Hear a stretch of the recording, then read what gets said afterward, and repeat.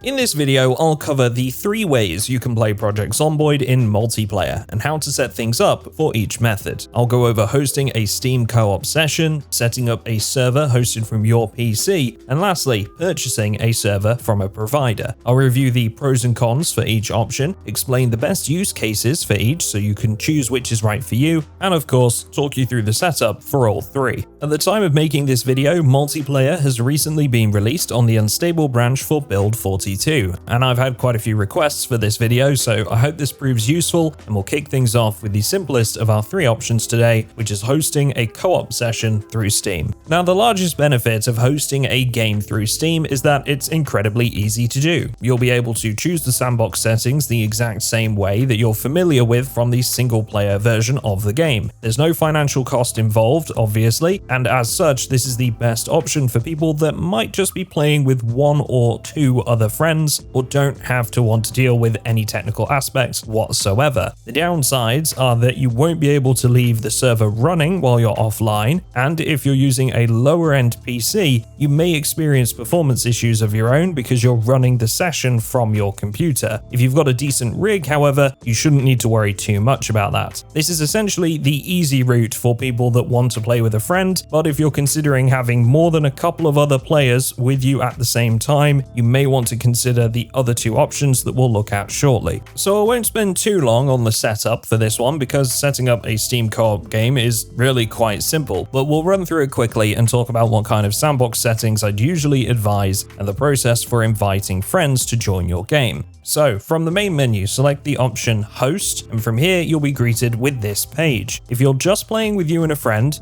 the default 4 gigs of server memory will be sufficient. If you're intending to play with a few people, just to be safe, I'd up that to 8 gigs. Any more players than that, and you're probably not going to be using this method of hosting anyway. But the general advice from the Indie Stone has always been a base of 2 gigs and then 500 extra megabytes per player. Next, you'll select Manage Settings and create a new save file for your game. You can call this just about anything that you would like. The next step will ask you to select any mods you wish to use, and then you're into the server and sandbox settings. You can leave the server settings alone here, assuming that you're playing with a small group, because most of this is aimed at a larger player base, and we want to keep things simple. The sandbox settings are of course entirely up to you, but again, as you're playing with a limited size party, you can pretty much go with what you'd usually run in single player. Now for me, that's default Apocalypse, which comes as an available preset. You don't even really need to enable loot respawn because there's no risk of the map being picked clean while you're offline. Once you're done with those settings, head back to the previous host game screen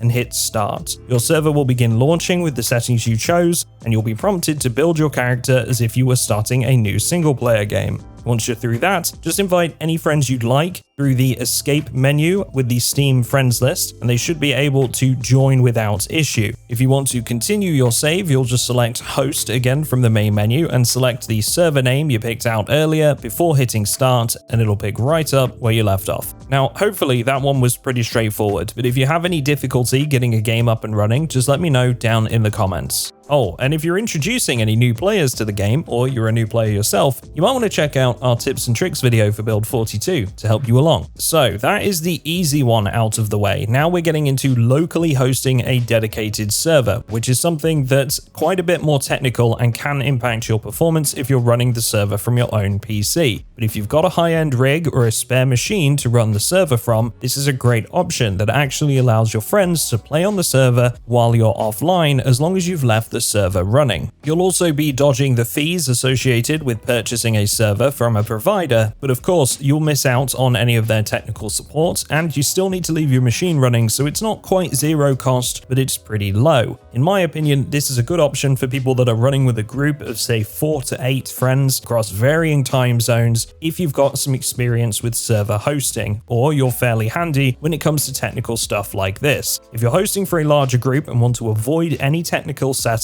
that's where server providers come in, and we'll take a look at that shortly. Now, before we get started with the actual server setup for this method, you first need to make sure that ports 16261 and 16262 are open. This process is different depending on your internet service provider, so I can't really show you this one firsthand, but there's plenty of guides online specific to your particular provider if you've not done this before. You will not be able to run a server on your PC without these ports being open, so do not skip this or you'll be going through all the setup for no reason at all. Assuming you're willing to get port forwarding handled, we can actually start to set up your server now. First, you'll need to create 2 folders. I name these Steam CMD and Steam servers. They can go anywhere you like, just remember where you've put them because this is where we'll install stuff for the next steps. Next, we want to download Steam CMD. This is an application that we'll use to download and install your server. The link to download Steam CMD is included in the description via the Valve Developer Community Wiki page. Assuming you're on Windows, which I'm going to for the purpose of this video, you'll select the download link on this page, and once your download is complete, use your chosen program to extract the steamcmd.exe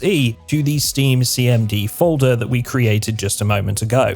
Now, we're done in the Steam CMD folder for now, so next you'll head over to the Steam servers folder you made and create a new text document. I call this PZ just for simplicity. Open that file and enter the information shown on screen now. And to make things easier, I've also included this in a paste bin link down in the description. Just a quick note here, right now the most up-to-date build is on the unstable branch, so we need to add the highlighted piece of text. If, when you are watching this video, you'd like to run the stable branch instead, you can remove this highlighted portion and just keep the rest. Save the file and then close it. Now we need to change this text document into a BAT file, which is thankfully quite simple. At the top of the File Explorer, select View, and then expand the list labeled Show before selecting File Name Extensions. You should see that the PZ file we created is now labeled pz.txt. All you need to do is right-click the file and change its name to pz.bat.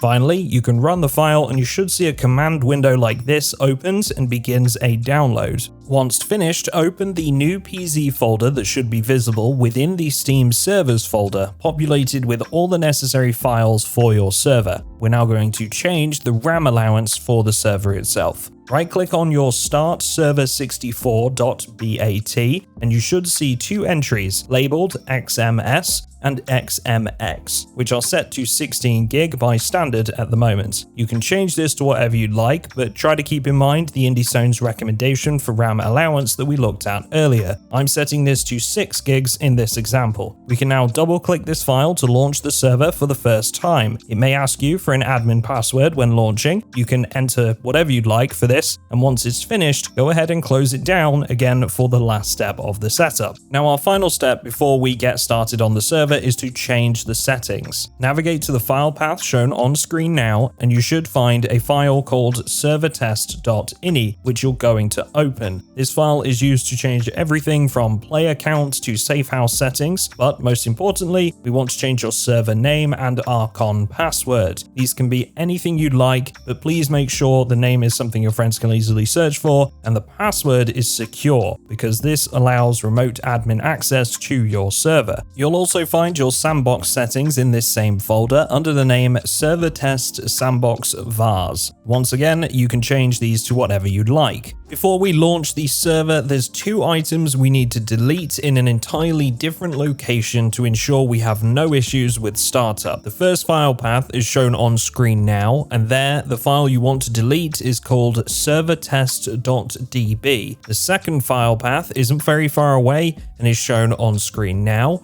where you'll want to delete the entire server test folder. And that is all the setup done. Now you can finally launch the Start Server 64.bat file and join your server either by adding it to your favorites and directly connecting to your public IPv4 address, which you can find with a quick Google search, or search for the name you chose for your server in the public server listings. That brings me to my final option for hosting a multiplayer game in Project Zomboid, and that's purchasing a server from a provider. The obvious downside here is that you will have to pay to host the server, and these prices vary depending on who you're with, and of course are just generally rising as the years go on. You also face some potential problems if your server provider isn't that great, and it's worth noting that while this isn't as advanced as hosting a server from your computer, it is still more technical than hosting a co-op session. The upsides for opening your wallet essentially mean that the server will always be running, and of course you won't need to leave your PC online to make sure of that. You'll get technical support for your issues from the server provider themselves, and there will be zero effect on your PC's performance. For me, this option is best used in two ways. If you don't want to handle setup a locally hosted server on your PC for a small group of friends that want to play while you're offline, then you can buy a really cheap server and it'll do the job for you at minimal cost. Alternatively, if you're planning to host a fully public multiplayer server with quite a few players, say 10 or more for example, then this is for you. Now, this video isn't sponsored, so I'm not going to talk to you about one specific provider versus another. However, it's important for me to note that because every provider is different in the way that they present their purchasing options and their server control panels, you will need to keep in mind that things may differ slightly from this video based on who you're hosting with. The general process, however, should remain roughly the same between providers. Purchase your server from whichever provider you'd like to use, and critically keep in mind the advised RAM requirements based on your desired amount of player slots. For anyone that missed it earlier, that's a base 2 gigs of RAM with an extra 500 megabytes per player. When selecting your server location, just select the closest to you, or if you're purchasing this for some friends, a middle ground location between all of you.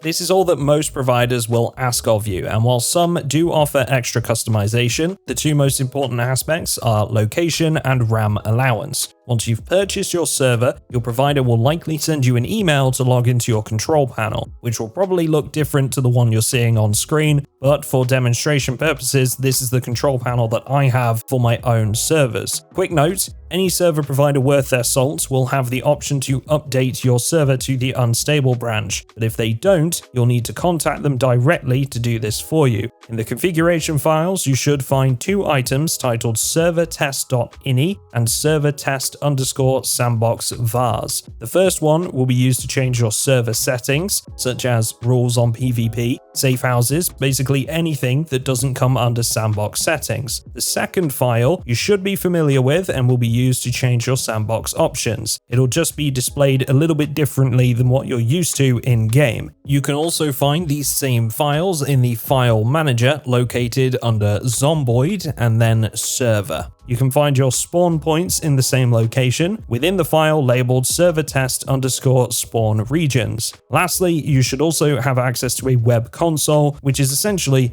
used to run certain commands like say kicking or banning another player without you having to log into the server itself. Now, hopefully this has covered the basics on how to set up, customize, and start a server of your own on Project Zomboid, whether it be for you and a couple of friends or a much larger group. If there's anything else you'd like to know, just drop it down in the comments and I'll do my best to answer your questions as best I can. If it's technical support you need, however, it's best that that's taken to the official Project Zomboid Discord, which I'll leave linked in the description, since they have some dedicated tech support channels that get all kinds of questions about server setup on a regular basis. Now, if you prefer to just jump right into a multiplayer server rather than set one up yourselves, you can join our Discord, also linked in the description, and head to the PZ server announcements channel to join our multiplayer server. Thanks for watching, folks, and I will see you all in the next one.